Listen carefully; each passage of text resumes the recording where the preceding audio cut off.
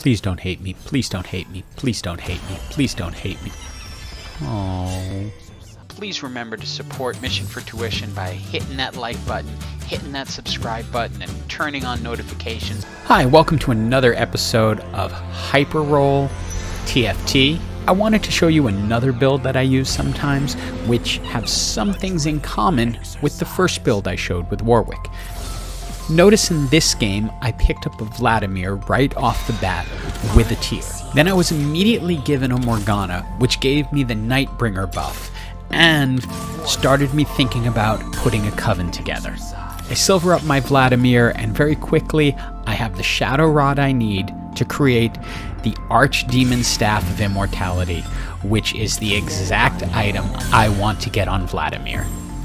At this point, I'm going to keep rolling as much as I can in the hopes that I can get a gold Vladimir and or a gold Lysandra, because I want to get strong renewers along with my Coven. As you can see early on, Vladimir, especially with that staff, is incredibly strong, as each time he casts, he's going to be gaining an additional 300 health.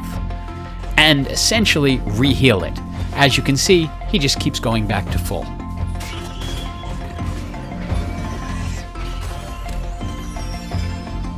I grab a second recursive bow here because I'm thinking of what's going to be the backup. Vladimir's going to be an excellent tank, but he's not necessarily going to be able to carry the late game. But at this point, he's still able to do enough damage and stay alive long enough to defeat most of the teams. This is the thing. When someone has a strong enough backline to take him down, the rest of the team just falls apart. This is why long term, I'm going to need to find some type of strong backline. Since I have Nightbringer, I pick up Yasuo as a possible damage carry.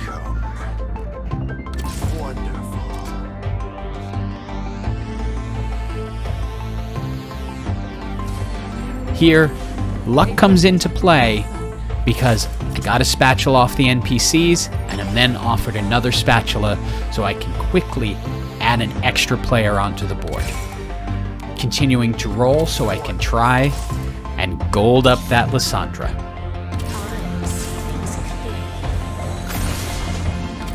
I use Poppy to create the Force of Nature, so at this moment I can just add another Vladimir back out onto the pile. But I'm one Vladimir away from gold now as well. But as you can see, Vladimir just is very, very difficult to kill, because as fast as they do damage to him, he'll heal back to full.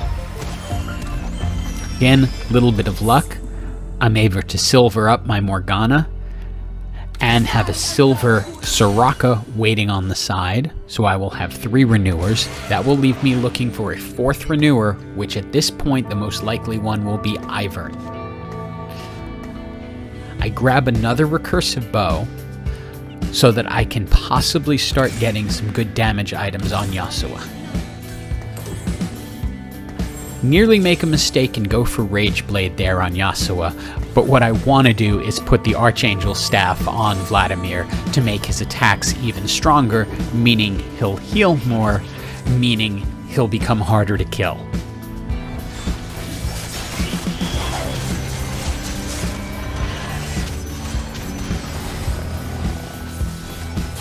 And while I have Yasuo dealing some damage from behind, really at the moment, the real strength of this combination is Vladimir. I grab a needlessly large rod, hoping to find either a tier or a shadow tier.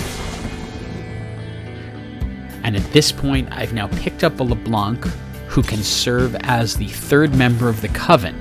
I've centered the Coven around Morgana, as her ult will stun people, which will allow Vladimir to continue to just gain strength. And as you can see here, as fast as they can take down his health, he's back to full with a ridiculous amount of health to spare. I get my Ivern, and now I have 4 renewers. So my main tank, which is Vladimir, is now healing multiple ways. He's healing from his ult, he's healing from the renewer buff, and he's healing from the Archdemon Staff. I also grab a Sejuani to put out there, just so I can also trigger the 4th level of Nightbringer, giving a larger shield to each of the characters, including Vladimir, who's already difficult enough to kill. I throw some additional damage items on Yasuo so that he can continue to pour out damage, because again, I know as I get into late game, I'm going to need high damage items, because if Vladimir alone is going to be difficult, even though he's going to have ridiculous amounts of health, but it's going to be difficult to win with just this. And we can see the health going up just exponentially here, as he finishes that round with over 4,000 at full health. With the last item choice, the main thing left is a needlessly large rod, which I can use to put a Rabadon's death cap on Vladimir. It will just make him ridiculously strong, because he will be healing for over 600 with each of his ults, plus an additional 300 from the Archdemon Staff. So in total, it will be close to 1,000 health that he will heal each time he does his ult.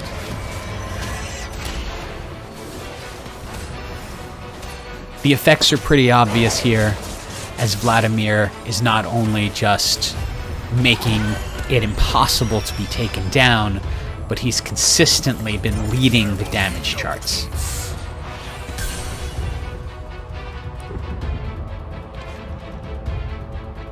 We go through our NPC round, and we're just flipping out Nightbringers at this point.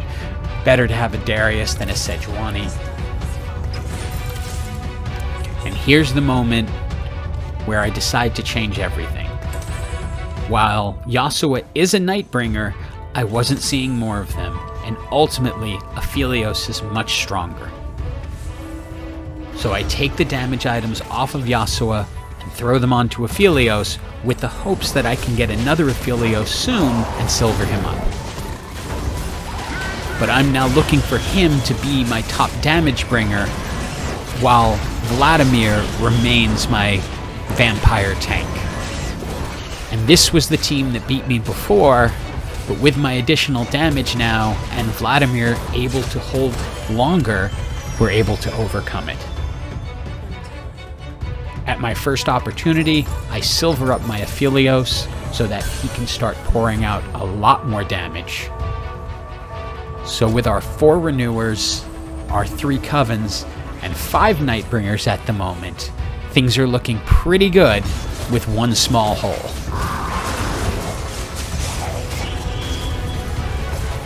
But it is enough to overcome here, and now Aphelios has taken over the damage lead.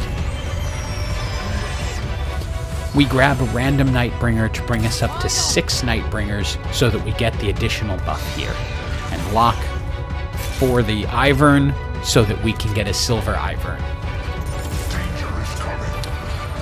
This becomes an interesting choice, because by grabbing Kindred, we can trigger the Ranger buff on Aphelios instead of the 6th Nightbringer.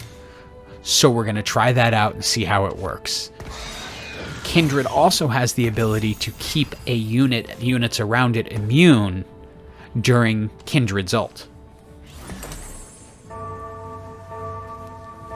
So we're holding our Sejuani on the side just in case this doesn't work. But we're hoping that this is going to increase the amount of damage that Aphelios is putting out exponentially, and that we're not going to suffer too much from the loss of the additional shield from the lack of having 6 Nightbringers. It becomes evident pretty quickly that this is going to work. And in our final move, we get rid of Soraka to bring in a Heimerdinger to be just additional damage while not losing our renewer buff. And hope that all of this together will now split up the damage among enough characters that it's not a team where they can just take one person out and win. And as you can see, mission accomplished. Aphelios is our leading damage dealer, but Heimerdinger has moved into the number 2 spot, with Vlad in the number 3, also serving as a tank. Check their positioning and move things around just a little bit, but I'm not really concerned at this moment because they did not seem to try to adapt at all to what they were facing.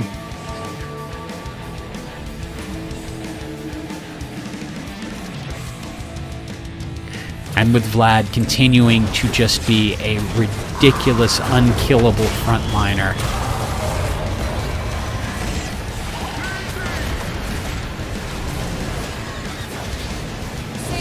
And Aphelios and Heimerdinger just tearing out damage from behind. It is a victory. Now, this wasn't the first video that I filmed of this. I actually was trying to build it before and had a couple of funny moments from that, so please stay tuned for those. They're coming up right now. In this first one, you'll see it gets down to a 2v1 against my Vladimir, and Grumble Whiskers here probably thinks they have this one won, but they keep watching my Vladimir heal back up every time the ult comes out. Boom.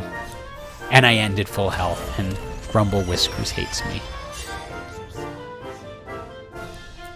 And then I meet Grumble Whiskers again, and it becomes a 3v1 with Vladimir almost dead. But before you know it, Vladimir ults a couple of times, boom, back to full health, and Grumble Whiskers still hates me.